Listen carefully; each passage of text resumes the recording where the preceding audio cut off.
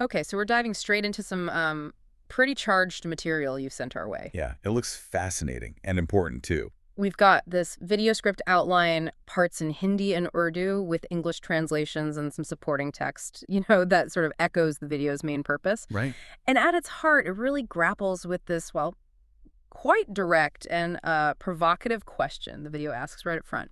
Which is, Why do some people hate Islam? yeah, that's a question with significant weight. And the sources, they don't shy away from the specific terms, do they? The ones that often trigger, well, negative reactions. Not at all. Words like jihad, Sharia, terrorist, these are put forward as like immediate points of concern. Words that for some people just instantly bring up fear, suspicion. Exactly. And the examples they highlight really bring the intensity of these negative perceptions into sharp relief. You see in India, terms like love jihad and corona jihad being used. Like painting a picture of blame, really, and distrust. Yeah, blame and distrust towards the Muslim community. And it's worth noting, I think, that love jihad, well, that's often tied to this conspiracy theory about Muslim men targeting women. Conversion through marriage. Precisely. And corona jihad was that baseless accusation about deliberately spreading the COVID-19 virus. Right, I remember that surfacing. Very concerning. Then looking west, the sources mention the Sharia threat alongside these broader claims. Muslims being fundamentally different, inclined towards violence, oppressive towards women. It's quite a stark portrayal. It really is. And I guess the core mission then for this deep dive based on this material is to really unpack these viewpoints. The video itself sets out to explore if these perceptions are, accurate. But maybe more than that, we need to ask, are there other things going on, other maybe more complex dynamics at play that contribute to these feelings? Yeah, that feels like the central area we need to explore together. Okay, so let's start maybe with Chapter 1, how the video plans to address these accusations directly. Well, both the Hindi introduction and the study guide mention this clearly. They call it addressing the ilzam, the accusations. Right. And they specifically flag violence and the oppression of women as examples they're going to tackle head on. So a direct confrontation. Seems like it. What's interesting is their stated goal to examine the truth surrounding these claims. Now, obviously, truth can be complex. Sure, it can be viewed from different angles. Exactly.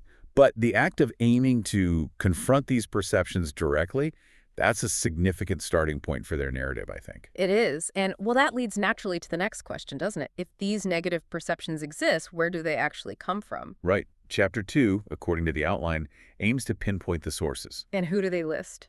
The materials explicitly mention individuals, organizations, and even governments as potential sources. Governments, too. That makes you wonder about the different ways these groups might, contribute to negative narratives. Absolutely. Identifying the source is pretty fundamental if you want to understand the power and influence of these narratives. It goes beyond just saying, oh, negative views exist. Exactly. Yeah. It pushes us to think about the mechanisms, the motivations behind their spread. Like why might a government, for instance, get involved in propagating negative perceptions about a specific religious group? Could be geopolitical strategies, maybe, or domestic politics. Potentially. Yeah. These are complex questions, definitely worth considering as we go through this. Indeed. And that brings us neatly to Chapter 3, the spread and the impact. Yeah, the outline says this part will delve into how these perceptions are disseminated. So maybe looking at media, social narratives, how events get framed. We can infer that, yeah. And importantly, this part also intends to discuss the negative consequences of this spread. So the real-world effects. Precisely. Highlighting the concern about, tangible impacts like discrimination, prejudice, maybe increased social division. Okay, now this is where, for me, it gets really interesting. Chapter 4, uncovering the root causes. Yes, this seems to be the core thesis of the video, really. And it's stated quite clearly in the Hindi intro and the study guide. They point to politics, money, and history. Politics, money, history. That's a significant assertion. It suggests these negative views aren't just about, say, religious differences or simple misunderstandings. Right. It's proposing other, maybe more powerful forces are at play, actively shaping views. And the specific mention of politics being used for electoral gain is, well, particularly noteworthy.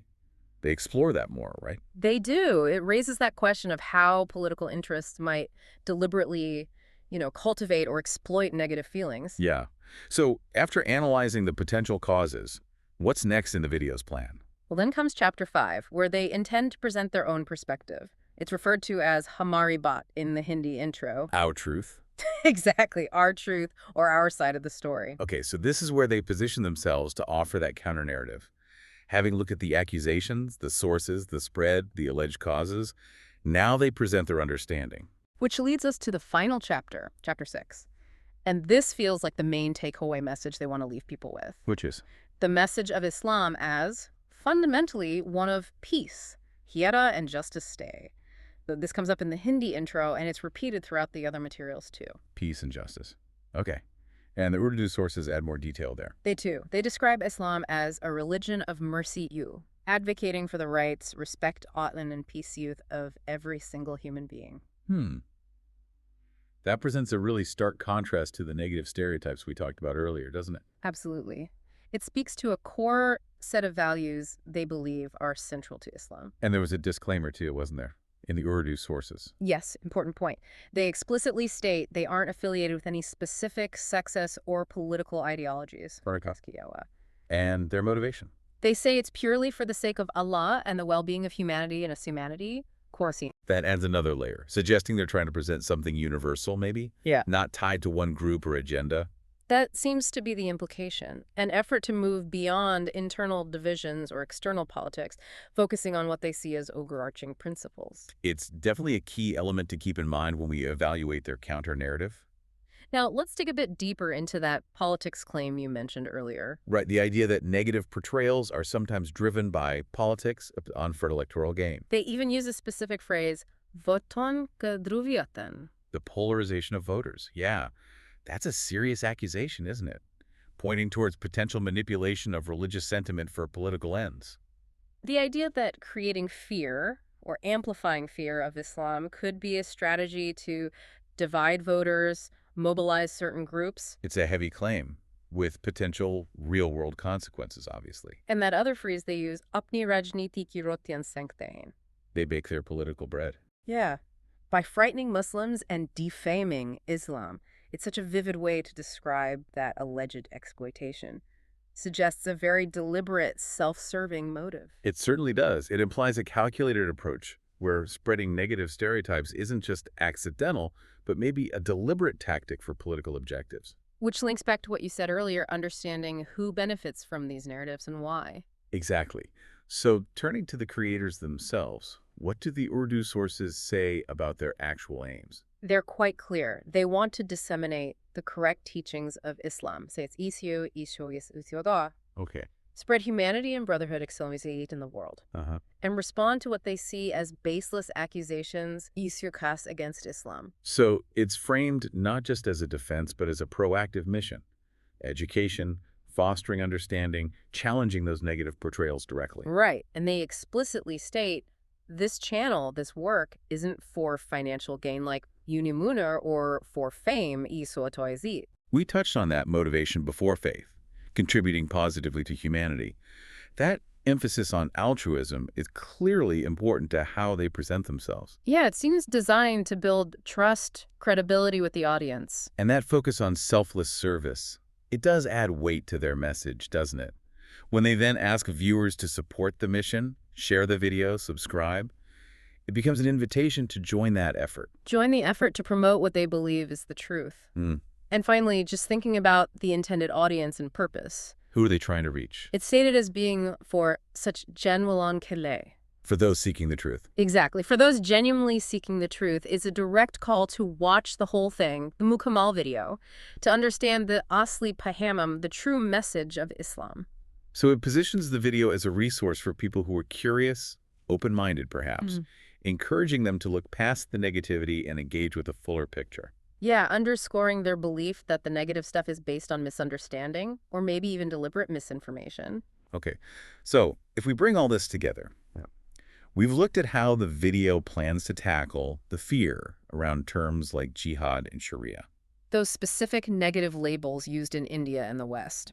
The serious claim about political motives potentially fueling negative portrayals. And then the counter-narrative they offer, emphasizing peace, justice as core Islamic principles. Plus, their own stated goals, fostering understanding, brotherhood, correcting what they see as falsehoods. Yeah. And when you put it all side by side, you consider the potential motivations behind negative portrayals that the video alleges: political gain, history, money. Hmm. And you compare that with the alternative perspective from the creators who explicitly deny seeking personal benefit. It really does prompt you, doesn't it, to think critically. Absolutely. It forces you to consider the role of how you consume information, how you evaluate it, especially when it comes to really complex topics like religion and how it's perceived globally. It really underscores that importance of looking beyond just the surface, of engaging with the different layers, the narratives, the motivations that might be driving what you see and hear. Definitely. Well, hopefully this deep dive has given you some valuable insights, some things to think about as you continue to explore how information, how narratives shape our understanding of the world around us.